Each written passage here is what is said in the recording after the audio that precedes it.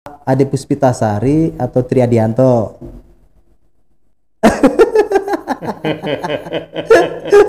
Kenapa Sat?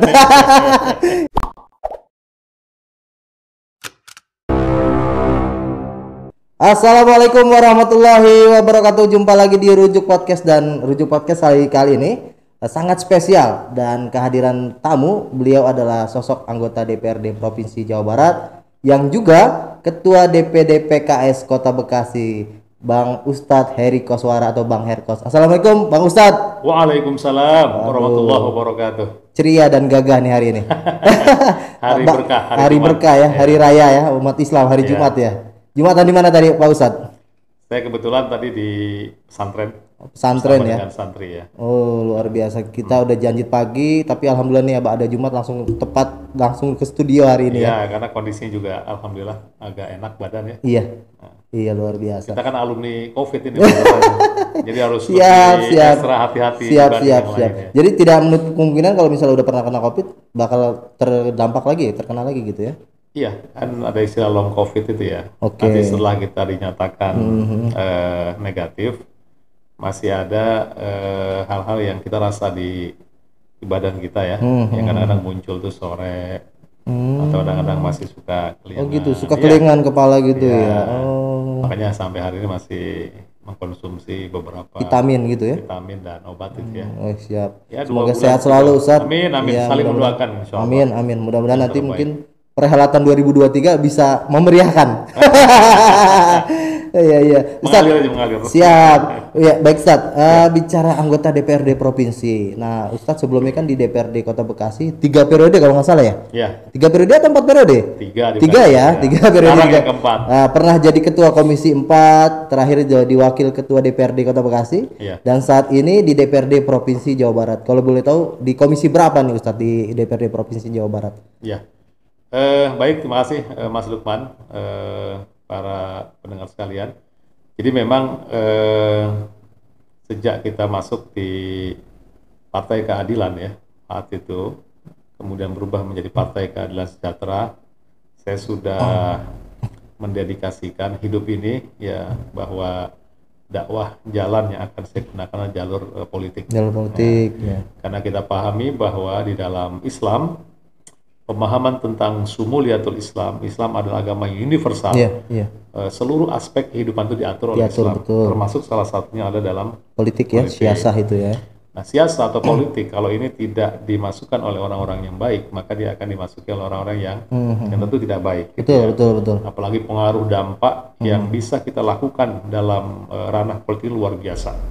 Dalam rangka membangun sebuah peraturan yang mengatur masyarakat, kehidupan dan semacamnya lewat politik luar biasa. Maka bismillah sejak tahun 2004 ketika saya diamanahkan menjadi anggota DPRD Kota Bekasi 2004 2009, kemudian 2009 2014, 2014 2019, dan hari ini yang keempat saya diamanahkan di DPRD Provinsi Jawa Barat ya. Iya. Ini menjadi bagian yang memang saya mencoba untuk di samping menjalankan amanah dari partai itu sendiri, tapi juga secara personal kegiatan-kegiatan ini saya bingkai menjadi kegiatan dakwah, mengajak manusia untuk selalu dalam kebaikan. Betul. Dalam sektor dan aspek apapun yang kita lihat yang ada di masyarakat. Jadi selalu berkhidmat untuk masyarakat. Selalu berkhidmat kepada masyarakat. Oke. Nah, kebetulan saya 1,5 tahun pertama di DPRD Provinsi kemarin itu diamanahkan di Komisi 5. Komisi 5 itu bidang Komisi kesehatan pendidikan ya kalau nggak salah ya. Di kota sinilah. Oke. Ya, Kesra. Ada pendidikan, ada kesehatan, ada kesejahteraan, kemudian perempuan, keagamaan dan seterusnya. Nah, kebetulan hari ini kita biasa ada rolling. Jadi anggota dewan itu memang dituntut untuk banyak memahami tentang sesuatu, walaupun tidak terlalu dalam. Nah, itu ya. Nah, sekarang digeser di komisi? Saya di Komisi 4. Komisi 4 infrastruktur ya? Infrastruktur. Kemudian di Komisi 4 ini kebetulan yang pertama kan ada Pak Imam ya. Iya. Yang Pak Imam kemarin yang Depok ya. Alhamdulillah ya. Menjadi calon wakil wali kota dan terpilih. Kemudian yang kedua di Komisi 4 juga almarhum guru kita Ustadz Dr. Nur Supriyanto. Pak Nur ya, betul. Sehingga untuk mengisi kekosongan itu karena Komisi 5 ini kemarin jumlahnya 5, jadi saya digeser di Komisi 4. Oh, Pak Imam di Komisi 4. Jadi itu. wakil wali kota Depok saat ini. Depok. Yang mudah-mudahan jadi wali kota Bekasi nih.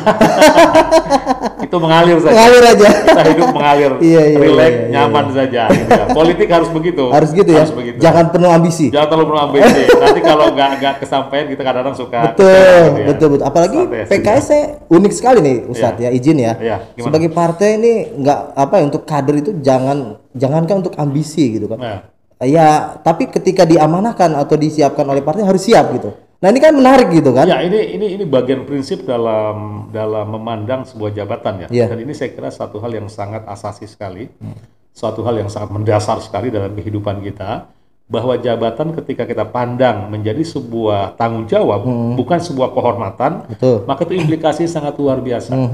Kalau jabatan itu dipandang sebagai sebuah kehormatan, orang biasa selalu mencari, memburu dengan berbagai cara. Oke. Tapi ketika jabatan itu kita pandang sebagai sebuah tanggung jawab, maka kadang-kadang ketika kita diberikan saja, kita berpikir kita mampu tidak. Karena semua Sudah itu kan bisa berbuat apa nih buat masyarakat gitu Karena ya. tanggung jawabannya bukan hanya di hadapan manusia. Betul, tapi Jabatan sama ini yang di atas ya, Allah Subhanahu wa taala. Jadi inilah yang kemudian membentuk seluruh paradigma kader PKS itu dalam dalam membuat sebuah keputusan ketika amanah itu disampaikan kepada yang bersangkutan. Siap. Intinya kita tidak boleh meminta, ketika diberi kita dilarang harus siap. Luar biasa. Itu Kembali saja. lagi nih Ustadz di Ya. Komisi 5 pernah kan bidang pendidikan ya. Iya. Kota Bekasi ini beberapa kali sempat meminta bahwa untuk SMA kembali ke kota gitu. Iya. Tapi kan secara aturan tuh sudah diatur oleh undang-undang ya, Iya. bahwa untuk tingkat SMA itu kewenangannya di provinsi.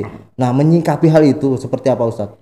Iya, jadi kan di antara konsekuensi dari undang-undang tentang Pemda ya, pemerintah daerah, salah satunya adalah peralihan wewenang pengelolaan SMA dan SMK yang awalnya di kota kabupaten itu ditarik menjadi wewenang provinsi. Provinsi, betul. Itu amanah undang-undang. Betul, betul.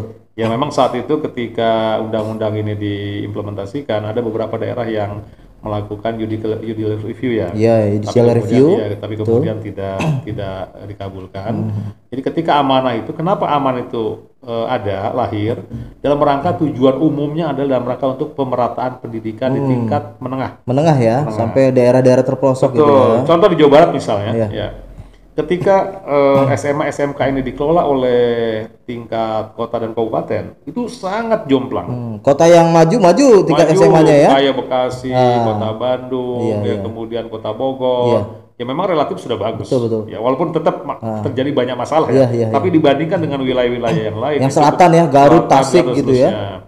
Tapi kemudian ditarik menjadi wewenang wilayah provinsi dalam rangka kebijakan itu untuk pemerataan. Oke. Sehingga memang di sini ada plus minus lah. Iya, Yang namanya kebijakan ada plus minus. Buat yang sudah maju memang kadang-kadang banyak hal-hal yang merugikan, tersendat. Karena mereka dipaksa untuk seirama, dipaksa untuk mengikuti aturan yang sama dengan daerah-daerah yang selama ini memang baru melakukan tingkat kemajuan di tingkat SMA SMK. Siap. Jadi itu nggak bisa. Nah hari ini memang ketika diangkat menjadi wewenang provinsi, kebetulan saya waktu itu kemarin di Komisi 5, salah satu target kita adalah bagaimana memastikan setiap kota dan kabupaten yang ada di Jawa Barat, bahkan setiap kecamatan yang ada itu harus ada SMA negeri ya? Betul. Oke.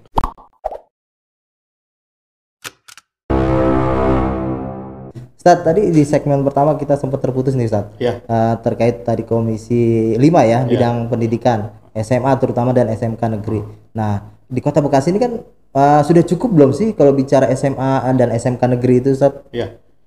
Kalau kita lihat kan gini, idealnya antara anak-anak yang lulus di sekolah dasar gitu ya, itu harus sudah tersedia untuk tingkat SMP-nya. SMP negerinya betul. Ya, SMP negerinya. SMP negeri lulusannya harus tersedia di SMA, tingkat S1 SMK ya. Nah, nyatanya hari ini untuk yang lulus di SMP negeri maupun yang swasta ya, ini belum mampu di backup seluruhannya oleh SMA negeri. Sehingga memang saat ini kita lihat kebutuhan kita terkait dengan ruang kelas belajar ya, perlunya koordinasi dengan PMPS, Badan Musyawarah Perumunan Swasta. Nah, keberadaan mereka itu harusnya menjadikan mitra itu, karena di saat pemerintah belum mampu menyiapkan menampung semua ya tadi ya. maka keberadaan sekolah swasta menjadi salah satu solusi. Betul, betul. Walaupun memang sampai hari ini kita lihat masyarakat masih negeri minded Tetap ya. iya, Ya, pengen masuk sekolah negeri. betul. Tapi kalau tidak mampu ya memang keberadaan harus ke swasta. Maka di sinilah tugas pemerintah juga harus memperhatikan swasta. Betul. Jadi bisa disubsidi ya artinya anggarannya ya. Betul. Dan alhamdulillah hari ini saya khususnya dengan teman-teman di Komisi 5, khusus untuk swasta, kita ada program namanya BPMU, Biaya Pendidikan Menengah Universal. Oke. Yang biaya ini kita berikan kepada seluruh SMA dan SMK yang Sejauh Barat ya. Itu per siswa per tahun tuh 550 awalnya. Per siswa? Ya, per tahun. Oke. Sekarang kita naikkan menjadi 600.000 per 600.000 ya? Per bulan. Per tahun. Per tahun. Nah, ini salah satu bentuk apa yang harus kita lakukan dalam konteks melakukan sebuah kesempatan belajar buat anak-anak yang tidak di negeri, mereka di swasta pun harus tetap mendapatkan mutu kualitas yang sama, bahkan mungkin bisa saja mereka lebih baik dibandingkan ya. Swasta. Ya. Dan tadi anggaran juga disupport juga dari pemerintah provinsi ya, pemerintah provinsi ya. Oke. Nah, kita beralih nih, Ustadz. Tadi kita bicara DPRD provinsi, Ustadz sangat ya bicaranya pendidikan dan kesehatan sangat mumpuni karena emang pernah di bidang itu ya. Nah, kita pengen beralih ke DPD PKS nih. Ini belum lama kan Musda nih. Dan sebelumnya selamat Ustadz kembali terpilih ya menjadi ketua DPD PKS Kota Bekasi ya. Nah, ini untuk 2 periode, sejarah juga nih sebenarnya. Iya, betul. Boleh diceritakan buat kawan rujuk barangkali kemarin proses Musda, kemudian Muswil dan Munas itu kan sangat ya ibaratnya ini satu-satunya partai yang 1 hari 2 selesai gitu pelaksanaannya. Betul. Ya gini, Mas Lukman dan pendengar sekalian. Jadi salah satu perhelatan yang kemarin dilakukan oleh internal PKS ya, yaitu terkait dengan masa jabatan ketua DPD, kemudian ketua DPW dan jajaran pengurusnya bersama dengan juga presiden dan jajarannya DPTP memang sudah habis karena kita 5 tahun ya. 5 tahun waktu ya, itu batas kita periodenya. Diberikan amanah 2015 sampai 2020. Betul. Sehingga tahun 2020 itu harus ada Munas, harus ada Muswil dan harus ada Musda. Kalau Munas alhamdulillah juga berjalan dengan baik. Di mana kita tahu terpilih kader terbaik ya. Ustadz Ahmad Sehu ya. Presiden dari Kota Bekasi nih, kebanggaan juga. Kebanggaan kita ya. Beliau di sini pernah jadi ketua kaderisasi di Kota Bekasi, pernah jadi ketua DPW, menjadi koordinator Wilda di Banjabar, Banten, Jawa Barat dan Bekasi, DKI. Dan kemudian beliau diamanahkan sebagai presiden. Luar biasa. Kemudian ya. setelah Munas selesai, berikutnya adalah musyawarah wilayah dan Musda. Saya kira ini satu momentum yang luar biasa ya. Karena Muswil dengan jumlah 34 provinsi dan Musda serentak itu ya? Ya, dan Musda lebih dari 500 itu dilaksanakan secara serentak. Muswilnya itu tanggal 27 Desember, Musdanya tanggal 28, hari Seninnya. Kalau kita lihat, Mas Lukman ya, ini sesungguhnya suatu peristiwa yang luar biasa. Sayang memang ini tidak terekam oleh Muri. Ya, itu sayang sekali itu. Kenapa? Emang nggak ada inisiasi buat direkor Muri kan? Atau mungkin Muri nggak ngelihat juga nih? Ya, ini saya juga menyayangkan. Ini sebuah peristiwa politik yang luar biasa. Artinya begini, terjadinya sebuah proses pergantian kepemimpinan di partai politik, umumnya kan biasanya seringkali gaduh gitu ya. Betul. Jadi prosesnya ada dinamikanya terlalu inilah ya. Dinamikanya tajam segala macam. Tapi ini selesai 1 hari gitu. 1 hari untuk 500 lebih. Kota tingkat kabupaten dan 34 tingkat provinsi. Iya. Nah, artinya apa? Artinya ini sesuatu yang saya kira ini terlewatkan oleh teman-teman media juga ya. Betul. Sedikit sekali yang kemudian mengangkat ini sebuah prestasi yang diakui atau tidak, ini menjadi bagian dari kelebihan PKS dalam rangka sebagai partai modern ya ini ya. Dalam rangka mengelola SDM mobil khusus dalam konteks pergantian regenerasi kepemimpinan di internal PKS gitu ya.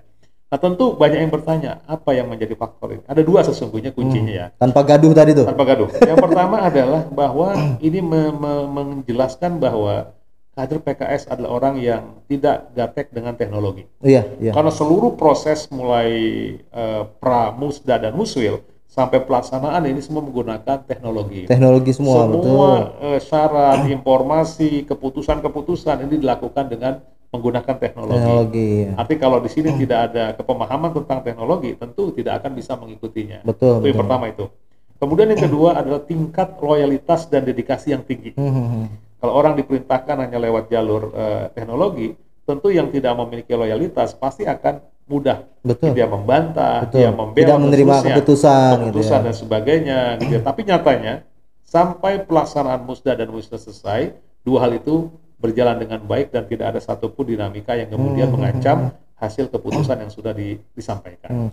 Jadi dua syarat ini terkait dengan pemahaman teknologi yang baik dan tingkat loyalitas dan dedikasi yang kuat, ini yang menjamin musda dan muswil di PKS berjalan secara serentak kondusif berjalan dengan baik tanpa ada hal-hal yang kemudian ini kedewasaan berpolitik juga sebenarnya. Betul. Partai politik itu. Itu yang saya kira menjadi bahan yang perlu diangkat harusnya ya. Tapi sayang saya lihat ini media ataupun pengamat gitu ya, tidak mencermati secara khusus terkait dengan ini. Tapi nggak apa-apa, kita nggak penting itu. Tapi yang penting adalah bagaimana inti menjalankan dari tadi berjalan roda kepemimpinan dengan baik di internal PKS. Kembali lagi ke proses musda di Kota Bekasi Ustadz ya. Waktu itu nama Ustadz sendiri sebenarnya sudah santer sekali. Walaupun beberapa teman media sempat menanyakan bahwa ya untuk di PKS jarang sekali untuk 2 periode gitu kan. Dan Ustadz sendiri sebenarnya tidak juga memaksakan ya untuk menjadi ketua lagi. Tapi apa pertimbangan mungkin dari wilayah atau dari mungkin pusat bahwa nih Ustadz kembali diamanahkan menjadi ketua DPD PKS Kota Bekasi? Ya, sesungguhnya ketika musda itu tanggal 28 hari Senin, malamnya nama saya pun belum nggak muncul. Belum muncul ya. Jadi kan di musda ini kita memilih 8 orang. Iya. Jadi istilah DPTP, Dewan Pimpinan Tingkat Daerah. Itu diserahkan di setiap kecamatan gitu atau gimana? Jadi ini setelah kemudian hasil ada pemilihan pemira ya jatuhnya gitu. Kemudian terpilihlah 8 orang yang terseleksi 8 orang yang kemudian 8 ini diturunkan kembali untuk dipilih oleh internal. Jadi pertama milih secara umum, kemudian setelah dipilih dilihat hasil pemilihan itu, kemudian diambil 8 orang dan kemudian turunkan lagi untuk dipilih, gitu ya. Nah, 8 orang ini awalnya saya tidak ada, karena memang di kita itu nggak ada budaya kita 2 kali dalam memimpin itu betul. Sehingga ada proses regenerasi di dalam tubuh partai ini, gitu, baik tingkat provinsi maupun tingkat kota. Betul. Tapi nyatanya tiba-tiba saya juga nggak tahu, kemudian ada SK perubahan SK di Kota Bekasi. Yang itu yang menentukan wilayah? Wilayah dan pusat. Pusat langsung ya. Karena SK kita kemarin tantangan oleh presiden langsung. Wih, luar biasa langsung presiden ya. Kita nggak tahu, kemudian ya udah seperti yang tadi di awal kita sampaikan bahwa prinsip kita adalah kita tidak meminta jabatan, tapi ketika kemudian diamanahkan kita harus menjalankan dengan sebaik-baiknya. Saya diamanahkan kembali, bismillah, dan memang secara umum untuk BPH-nya tidak ada perubahan.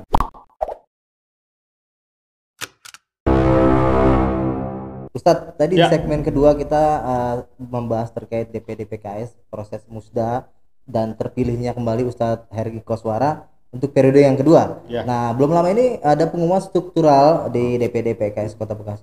Kalau boleh tahu kawan rujuk, strukturalnya diisi oleh kaum milenial kah atau mungkin dominan ke kaum yang sudah senior gitu? Baik. Jadi Mas Lukman, setelah kita berikan amanah di DPTP ya. Jadi saya sampaikan DPTP, Dewan Pimpinan Tingkat Daerah, itu ada 8 orang sekarang. Jadi unsurnya ada DPD atau BPH 4 orang, kemudian ada MPD, pertimbangan partai 2 orang, kemudian DED, Dewan Etik Daerah 2 orang. Jadi 8 orang itu DPTD.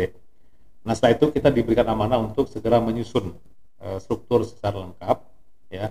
Karena PKS di Kota Bekasi adalah tipe A, DPD yang secara kader jumlahnya banyak, kemudian fraksinya juga mandiri, gitu. Bahkan kita menang dalam pilkada sehingga tipe A, sehingga ada kurang lebih 12 bidang yang harus kita susun. Karena gemuk ya strukturnya ya. Struktural loh. Jadi 12 bidang, jadi kemarin kita susun cari person-person yang kita anggap layak untuk bisa menjalankan amanah ini. Betul. Dalam menyusun struktur ini, yang pertama adalah kita menggabungkan antara milenial dengan senior gitu ya, dan kolonial. Iya. Ini yang istilah di dalam kita hikmatus syuyu wa hamasatus syabab. Betul. Kita mengambil kebijaksanaan dari orang yang sudah tua, tapi juga mengambil semangat dari yang muda. Anak muda. Digabungan antara orang yang bijaksana dengan orang yang semangat. Ini dalam menjalankan roda organisasi Betul. sesuatu yang sangat Karena penting. kalau mungkin bijaksana aja tanpa Ya. tadi ada yang gerakin Enggak, anak ya, muda, nggak jalan Ya. juga. Atau gerak saja kadang-kadang suka Oh iya, kelesan. kebablasan. Kebablasan. Jadi tetap pertama adalah kita menggabungkan dua Iya. sisi nih. Ada senior dan ada yang junior, Junior. ada milenial dan juga kolonial Iya, kira-kira. iya, gitu ya. iya, iya. Yang kedua, kita juga memperhatikan sisi pemerataan geografis. Karena di kita ada 12 kecamatan. 12 kecamatan, Sehingga betul. saya berharap seluruh struktur yang masuk di jajaran DPD ini ada perwakilan dari seluruh kecamatan. Seluruh kecamatan. Jadi nggak didominasi oleh Jati Asih. Jadi ada misalnya. tanggung jawab dapil juga artinya. Betul. Ya. Kemudian yang ketiga, kita memasukkan seluruh unsur teman-teman yang ada praksi di dalam susunan pengurus ini. 12 anggota dewan Masuk masuk ya? semua. Iya. Oke. Masuk semua kecuali ada yang beberapa yang tidak sebagai ketua bidang ya, tapi Iya, secara iya. umum masuk semua. Kenapa? Karena kita ingin memadukan antara potensi mereka pejabat publik Iya. dengan memajukan internal partai politik. Betul, betul, betul. Nah, ini kan sangat sinergi nih. Nah, inilah yang kita lakukan. Jadi tiga, yang pertama memadukan kepemudaan dan orang tua, kemudian pemerataan secara geografis, dan seluruh pejabat publik kita masukkan dalam struktur ini. Nah, target kita, kalau bicara target tadi ya, Iya. target kita memang nggak main-main Pak Lukman ya. Iya. Dan ini sesuatu yang realistis saja, nggak bombastis juga gitu ya. Jadi kalau bicara target itu Iya. kan Pileg 2019 PKS 12 kursi. Betul. Nah, amanah Munas dan Muswil ya. Muswil dan Munas, Muswil dan Musda sekaligus ya. Itu 2 kali lipat katanya. Minimal 2 kali lipat. 2024. Ya. Insya Allah kalau 12 sekarang berarti 24 kursi. 24 kursi sama dengan 48%. Bisa insya Allah bisa tercapai itu. Ini sesuatu yang biasa saja dalam Biasa politik, ya, betul. gitu Yang penting tadi kader siap gitu ya. Bahkan kita punya istilah untuk memutihkan Jawa Barat. Oh, Jabar Putih. Jabar Putih. Oke. Karena kita lihat kalau di Jawa Tengah ya udah jelas Ya, sana merah ya. sangat dominan. Oke. Kemudian Jawa Timur Hijau. juga hijau gitu ya. Ah. Nah, Jawa Barat ini kita akan putihkan. Salah satu targetnya adalah bagaimana menambah pejabat publik di ranah legislatif tadi. Oke. Yaitu dengan menaikkan 2 kali lipat khusus Kota Bekasi. Artinya sesuatu yang mungkin saja gitu ya. Yang lain partai politik bisa mencapai dan lain, kenapa kita tidak? Betul. Yang penting saat ini kita harus sudah mulai. Ketika struktur sudah terbentuk, maka saya memulai start jalan dengan melakukan pertama adalah konsolidasi internal. Penguatan internal dulu. Internal dulu. Oke. Ini kan baru tersusun nih. Iya, iya. Mesin ini baru nih. Iya, iya. Nah, ini perlu dipanasin dulu. Panasin dulu, Dipanasin betul, dulu gitu ya. Biar mereka dengan kerjaannya masing-masing. Baru setelah itu kebetulan program turunan juga belum ada hari ini. Oh, Kan belum ya? ada Mukernas, belum Iya, ada iya, Mukerwil, iya, belum iya. ada Mukerda ya. Betul, betul. Turunannya pasti dari atasnya dulu Prioritas ya. dulu. Iya. Mungkin 1 bulan ke depan. Nah, dalam rangka menunggu program turunan ini, pemanasan secara internal kita lakukan Iya, dengan berbagai cara yang sudah biasa kita lakukan. Yang penting mereka tahu tupoksinya, mereka diamanahkan, ini kerja berat dan kerja ini akan ringan kalau kita lakukan secara bersama-sama. Luar biasa. Nah, bicara legislatif targetnya 2 kali lipat. Iya. Nah, ini menariknya eksekutif. PKS di Kota Bekasi 2 kali kalau nggak salah ya, 2004 dengan 2019. betul. Itu leading ya Betul. untuk legislatif. Tapi untuk eksekutif cuman merasakan wakil wali kota gitu. Betul. Nah, ini kerja apa yang kurang dari PKS Kota Bekasi sehingga belum menempati B1 di Kota Bekasi? Betul.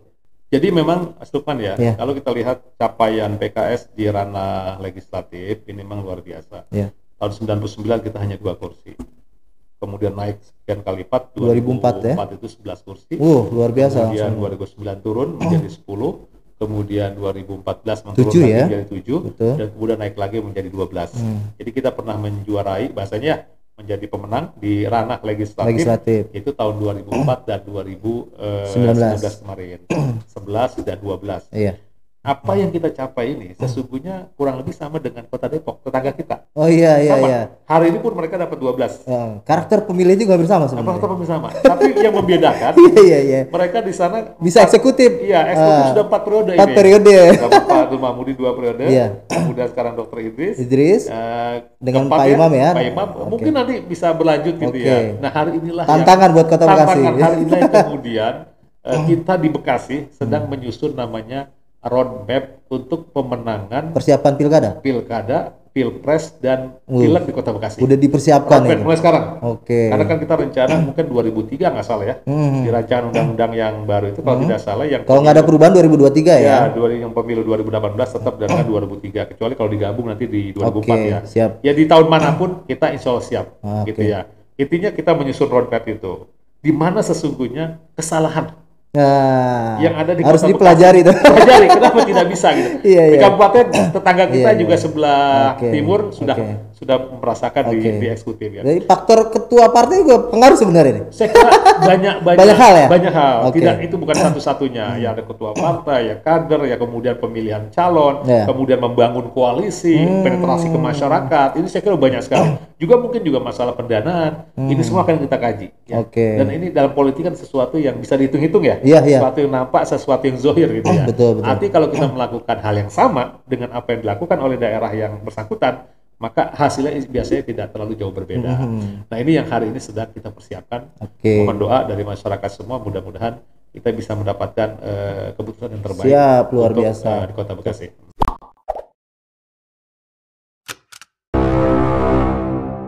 Baik, kawan rujuk, kita memasuki segmen terakhir dan masih berbincang dengan Ketua DPD PKS Kota Bekasi yang juga anggota DPRD Provinsi Jawa Barat, Ustadz Heri Koswara. Ustadz, ini nggak kerasa segmen terakhir, Ustadz. Iya, luar biasa. Segmen ketiga tadi kita ulas tentang struktur PKS, kemudian apa sih target-target PKS di 2024, kemudian target buat pilkada juga. Nah, menariknya pilkada nih. Segmen keempat kita fokus terkait pilkada, Ustadz. Baik. Di PKS sendiri kembali lagi saya ulas bahwa tidak ada salah satu kader yang berambisi gitu kan. Ya kembali lagi bahwa itu partai nanti yang menugaskan gitu. Yeah. Walaupun di luar sana ini digadang-gadang nih, mohon izin Ustadz ya. Nama Ustadz Heri Koswara lebih berpeluang nih katanya. Nah, menyikapi hal itu seperti apa Ustadz? Baik. Pertama, Mas Lukman ya. Bahwa tidak berambisi juga tidak benar juga. Oke. Ya. Karena dalam bahasa Arab tumuhat, ambisi itu bisa sesuatu positif. Dan ketika kita bergelut sehari-hari dengan politik, tumuhat itu biasanya ada. Orang yang misalnya pernah menjadi ketua dewan, pengen jadi anggota dewan lagi. Iya. Yang pernah jadi sekretaris komisi, ingin menjadi ketua komisi. Jadi ada naik level. Ada. Itu Keinginannya. tumuhat yang positif. Iya. Yang penting dia gunakan jabatan itu benar-benar untuk kebaikan. Buat masyarakat, Iya. amanah gitu ya. Artinya manusia nggak mungkin clear dari itu. Betul. Loss nggak mungkin, pasti betul. ada. Tinggal bagaimana mengatur, menata tumuhat itu menjadi sesuatu yang positif. Oke. Gitu ya. Jadi setiap orang itu ada. Gitu. Nah di PKS memang semua level ini kan punya wewenang masing-masing. Iya. Kalau saya sebagai ketua DPD, di mana wewenang saya sebagai ketua DPD dalam konteks untuk penyiapan Dari calon pilkada, misalnya. calon ya. Ya biasanya kita DPD berhak untuk membuat pengusulan calon. Itu dimulai tahun berapa? Kalau misalnya pilkada 2023. Nah, Ustadz? pengalaman yang lalu, ini salah satu pembelajaran yang nanti Telat akan kayak kalau 2018. telat ini. Maka kemarin setelah sudah ribut, udah hari ini kita harus siapkan mulai hari ini. Iya. Yang lain sudah jalan, yang lain sudah melakukan sosialisasi gitu ya. Iya. Maka kita mulai segera setelah nanti mau kerja, maka kita harapkan sudah muncul tahapan-tahapan. Itu salah satunya adalah pemunculan calon. Pemunculan calon Nah, ya. di mana wewenang DPD kita di Bekasi yaitu mengusulkan. Kita tidak memutuskan, kita memunculkan. Oke. Karena kita lah yang paham terkait dengan Kewilayahan ya. kewilayahan, kemudian person yang dibangun yang sudah diterima dari berbagai pihak ya, itu nanti kita muncul. Tentu dengan satu lembaga atau dua lembaga survei. Internal, eksternal. Ya, yang paling independen. Bisa Oke. eksternal dan internal, bisa dua-duanya kita gabungkan. Karena kalau internal nanti kesannya Iya. ya Penilaiannya subjektif ya. kurang objektif, tapi dengan eksternal. Nah dari hasil inilah kemudian nanti yang akan kita berikan tingkat DPW juga punya wewenang, dan kemudian terakhir tingkat Tetap diputuskan di DPP ya. itu wewenang Oke. terakhir untuk memutuskan. Oke. Nah jadi itulah bagian dari proses kerja kita. Cuma kalau dulu ada yang di akhir, hari ini kita tarik ke depan Dari awal. sehingga person yang sudah ditetapkan itu mudah-mudahan bisa melakukan sosialisasi lebih lama lagi secara Oke. waktu, kemudian bisa lebih tertata lagi gitu. Jadi sudah bisa diputuskan setahun sebelum pilkada itu calon ya. Ya, Soalnya mudah-mudahan bisa kayak gitu. bisa, bahkan Oke. lebih cepat mungkin bisa sudah. Nah, ini beberapa nama nih Iya. sempat muncul ya. Iya. Itu selain nama Ustadz Heri Koswara gitu kan. Mungkin Pak Hoiruman, mungkin juga yang dari Senayan ya kalau nggak Iya. salah ya Pak Mardani Alisera gitu. Atau Ustadz Mahfud Abdurrahman Iya. juga. Nah, itu menyikapi banyaknya nama-nama yang potensi itu sendiri seperti apa sebagai ketua DPD PKS? Ya, saya senang dan bergembira. Artinya semakin banyak calon, Calon ya? yang dipandang punya kesempatan, Betul. ini akan semakin banyak pilihan. Oke. Karena politik itu nanti kan membangun koalisi. Koalisi itu kan nanti akan juga terpadu antara keseimbangan yang Iya. ada. Ya. Kalau nama-nama yang tadi, saya kira memang dalam politik wajar. Ya. Di sana ada nama-nama yang tadi disebutkan itu, bahkan saya nggak tahu ada beberapa survei kemarin Iya. juga ya, yang merilis nama-nama itu, gitu ya. Artinya semakin banyak semakin bagus, tapi memang harus segera cepat ditentukan, mungkin 1-2 nama gitu ya, maksimal 2 atau 3 gitu, 3 nama sehingga ya. nanti bisa segera melakukan proses sosialisasi ke masyarakat, nanti disurvei lagi sampai kemudian merujuk 1 nama yang siap untuk membawa amanah di lembaga eksekutif di Kota Bekasi ini. Oke. Ya. Dan yang penting Pak Lukman, ada satu lagi, Ya. tentu dalam konteks ini kita juga membangun koalisi dan komunikasi dengan partai lain. Nah, ini kan PKS sebenarnya secara aturan Ya. itu bisa ya untuk mengusung sendiri nih. Karena 12 Hanya kursi. PKS dan PDIP saja. PKS dan Secara PDIP. partai, betul, di Kota Nah, Bekasi ya. tapi apakah ini sudah cukup untuk tiket sendiri atau tadi benar Ya. apakah komunikasi dengan partai lain gitu? Kalau pandangan saya, kita membangun sebuah daerah ini nggak bisa sendiri ya. Oke. Tetap kita membutuhkan keseimbangan dari seluruh elemen masyarakat, lebih-lebih partai politik. Iya, gitu iya. ya. Sehingga dengan modal 12 kursi, secara undang-undang kita sudah bisa, tapi tetap kita akan membangun koalisi dan komunikasi dengan berbagai politik. Dan alhamdulillah sampai hari ini banyak sekali yang sudah melakukan komunikasi dengan kita, kerjasama untuk membangun Bekasi ke depan seperti apa. Jadi bagian dari sesuatu proses yang tadi kita mulai sejak awal. Oke. Berkaca dari Depok, Ya. waktu kemarin ya kita pilkada serentak 2020 itu pasangan PKS itu cuma 17 kursi. Sedangkan kompetitornya itu sampai 33 kursi dukungan. Betul. Nah, artinya walaupun ujungnya itu yang menang itu kader PKS. Iya. Artinya nih dukungan kursi ini tidak signifikan juga sebenarnya. Betul, Mas Suman. Jadi memang kadang-kadang relasinya tidak selalu linear antara capaian di politik legislatif dengan eksekutif. Oke. Artinya jumlah kursi yang tadi di Depok contoh, dan beberapa daerah juga begitu. Oke. Karena dalam pilkada pemilihan sosok wali kota dan bupati, biasanya faktor yang paling dominan adalah personal. Personal ya? Personal itu dominan. Oleh karena itu, bagaimana tingkat popularitas personal, tingkat elektabilitas, penerimaan dengan masyarakat gitu ya, ini menjadi sesuatu yang sangat penting. Siap. Walaupun kursi partai politik juga penting, tapi itu bukan satu-satu jaminan untuk kemudian hitung-hitungannya dia menang gitu ya. Sebab kalau hitung-hitungannya kursi, mungkin kasus di Depok pasti akan dimenangkan oleh yang didukung oleh kursi yang banyak, tapi nyatanya tidak gitu ya. Oh, ternyata di sini adalah faktor yang luar biasa adalah terkait dengan person, calon, dan wakil yang nanti akan diusung. Jadi ini wakil juga ikut berkontribusi. Oh, sangat. Ya? Karena paket ini ya. Jangan sampai dia juga justru menjadi downgrade, jangan sampai. Jadi suara turun malah ya. Justru dia jadi penguat. Jadi untuk menentukan wakil PKS sendiri selektif sekali nanti. Pasti. Jangan sampai turun karena tadi ya. Cuma memang amannya saat ini PKS sudah bisa itu aja. Itu kelebihan. Karena beberapa kasus Jawa Barat kemarin kita kurang 1 kursi ya ada. Di Bandung. Ya, Bandung ya. 1 kursi kita baru 10, sementara sana minimal 11. Jadi tidak bisa ngusung ya waktu itu ya. Tidak bisa sayang. Ini saya kira semua peristiwa. Jadi bacaan-bacaan politik ini sudah dipersiapkan juga ya. Betul, semuanya harus dipersiapkan dari berbagai sisi di dalam proses menuju kemenangan tadi. Siap. Bicara Kota Bekasi. Saat ini Kota Bekasi sudah berubah menjadi kota yang maju. Nah, jika nanti kader PKS atau mungkin Ustadz sendiri diamanahkan menjadi wali Kota Bekasi, kira-kira apa yang harus dibenahi atau mungkin ditingkatkan lagi? Iya, saya kira memang dari banyak hal yang saya dengar dari persoalan yang ada ya. Saya juga kan 15 tahun di sini ya. Pertama, tingkat masalah banjir juga menjadi persoalan yang kita. Arti infrastruktur menjadi persoalan yang tetap karena sebagai penyandang ibu kota, sebagai pintu masuk ya, maka dia harus paling tidak sama dengan yang ada di kota Jakarta. Kemudian yang kedua, kemacetan ya. Ini juga punya persoalan. Jadi jalan mungkin dilebarin juga salah satu solusinya ya. Nanti bentuknya apa segala macam, artinya persoalan yang nanti kita cari. Solusi seperti apa? Mulai dari mengatur lalu lintas, kendaraan dan sebagainya. Kemudian yang ketiga juga sampah ini juga menjadi persoalan juga. Sampah ini di masyarakat juga menjadi persoalan. Betul. Dan juga masalah pendidikan dan kesehatan juga ini kembali lagi ya. Masalah utama tuh pendidikan kesehatan. Ketika menjadi kota negara yang modern, maka dipastikan tingkat pendidikannya sudah karena pengaruh ke IPM.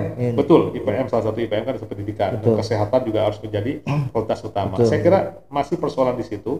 Apalagi hari ini saya kira pendapatan asli daerah ini semakin bertambah dengan begitu banyak di pembangunan dan Kota Bekasi, sehingga saya kira ini sangat sangat menarik ini, Iya. membangun kota Bekasi ini untuk bisa Siap. disandingkan dengan kota-kota lain yang sudah lebih maju. Luar biasa. Baik Ustadz, kita lanjut lagi nih Ustadz. Ya. Mungkin ada pesan atau mungkin harapan nih untuk PKS 2020 pengurus ya, 2020 sampai 2025 ya. Iya. Nah ini kan ada perhelatan pilkada dan pileg ya. Betul. 2023 dan 2024. Mungkin ada pesan buat kader, simpatisan maupun relawan PKS sendiri Ustadz. Baik. Pertama untuk struktur ya, Iya. karena ini baru terbentuk dan sebagian mereka sesungguhnya juga sudah lama gitu di PKS, Iya. memang masuk ke struktur DPD ini sebagian ada yang baru, Iya. masih muda-muda semua. Pesan saya yang pertama adalah kita jadikan bahwa kegiatan partai ini menjadi bagian dari kegiatan ibadah dan dakwah.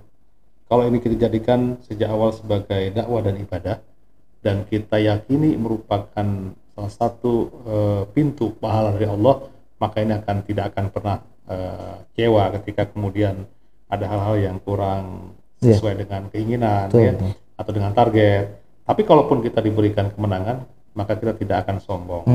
Jadi pertama itu. Iya. Pesan kepada Jadi seluruh intinya harus tetap ibadah diutamakan. ibadah, gitu. menjadi bagian ibadah. Niatnya ibadah. Intinya dalam politik kan khidmat, pelayanan. Khidmat, betul. Kita lebih banyak. Seorang pejabat publik, anggota dewan di fraksi membuat aturan juga adalah ibadah. Dan bagaimana dalam rangka membuat aturan yang baik, kemudian menjadi masyarakat yang baik. Kan ibadah juga. Betul. Jadi yang pertama niatkan itu. Sehingga kalau sudah ada niat seperti itu, maka akan pribadi akan menjadi istiqomah. Jalannya juga kayaknya enak-enak aja jalannya. Enak, dan dia tidak merasa kecewa ketika ada hal yang mengecewakan, dan juga tidak akan sombong ketika ada kemenangan-kemenangan yang Allah berikan kepada partai ini. Kemudian kepada simpatisan, kader secara keseluruhan, mohon maaf ya, karena memang mungkin masih banyak hal-hal yang belum bisa dilakukan oleh PKS selama ini. Tapi kami berusaha selalu hadir bersama dengan masyarakat, khususnya ketika masyarakat di dalam kesulitan. Makanya kami di DPD tetap ada Satgas COVID-19 ya.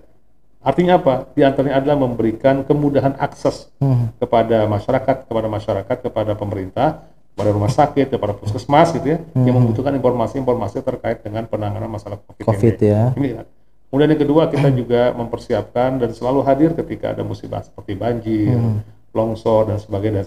Ini amanah, salah satu amanah yang kita terima oleh hasil dari Musda kemarin, bahwa kita harus bersama-sama dengan masyarakat, khususnya ketika masyarakat dalam kondisi kesulitan.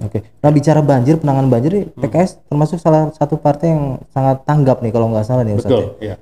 Itu emang sudah terlatih atau seperti apa Ustadz? Iya, jadi kan ini sesungguhnya alami saja ya.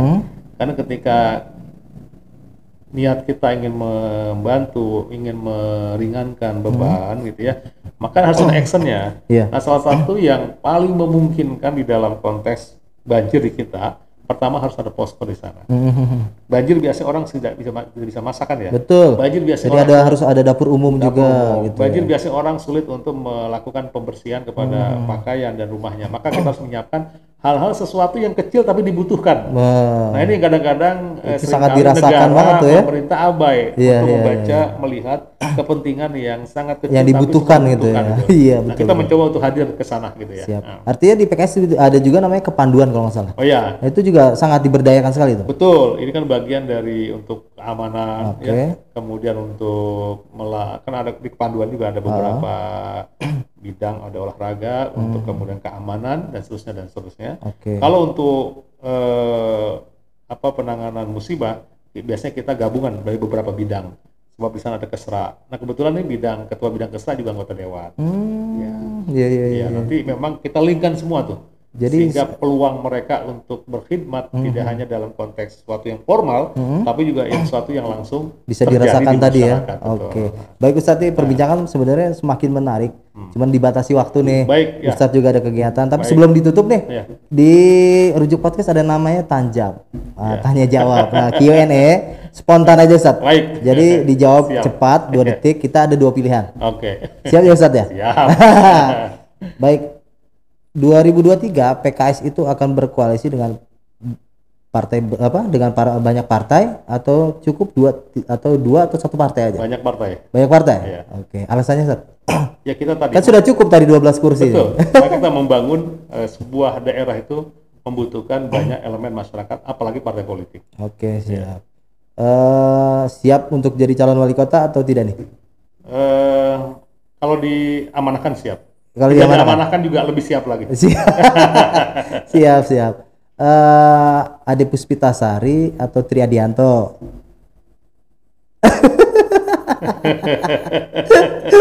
Kenapa, Ustaz? Masih perlu pertimbangan? Pertimbangan. Pertimbangan. Tapi di antara dua nama ini yang lebih berpeluang mana, Ustaz? Apa nih? Di belakangnya apa nih kan? Ya, artinya kan untuk jadi rekan koalisi nih. Iya, ya. Nah, Ade Puspitasari atau Triadianto? Bisa dua-duanya. Bisa dua-duanya. Jawabannya sangat ya tadi ya, tidak ada pilihan satu. Enggak ada. Baik, ya, lanjut ya Ustadz ya. Ya. Lanjut ya. Jadi wali kota atau wakil wali kota? Wali kota. Wali kota. Alasannya Kota Bekasi PKS harus jadi wali kota. Iya. Saat momentumnya saat ini gitu. Iya, betul. Ini terakhir Ya. pertanyaan ringan aja Ustadz ya. Biasanya kalau olahraga badmintonan atau sepedahan? Saya badminton. Badminton. Iya. Oh, alasannya Ustadz?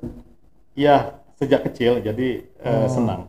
Senang ya main Ya, badminton. senang Ya? melihat dan senang bermain. Oh. Kalau sepeda itu ikut ikut Komunitas atau komunitas gimana? masyarakat aja yang kebetulan hari ini. Oh. Tapi kalau dipilih badminton. Badminton. Iya. Coba kalau jadi atlet, Topik Hidayat kayaknya. Baik Ustadz Heri Ya. Koswara, terima kasih Baik, waktunya Mas Lukman, sudah ya. hadir di studio Rujuk Podcast. Baik, Sehat sama-sama. selalu Ustadz ya. Ya, amin, Berkah amin. selalu. Saling mendoakan, saling Siap. mendoakan. Amin amin ya robbal Ya. alamin. Baik kawan Rujuk, demikian perbincangan menarik dengan Ketua DPD PKS Kota Bekasi yang juga anggota DPRD Provinsi Jawa Barat, Ustadz Heri Koswara. Jangan lupa tetap like, comment, subscribe channel Rukun Jurnalis Bekasi yang menayangkan Rujuk Podcast. Gue Muhammad Lukman undur diri. Wassalamualaikum warahmatullahi wabarakatuh. Waalaikumsalam warahmatullahi wabarakatuh.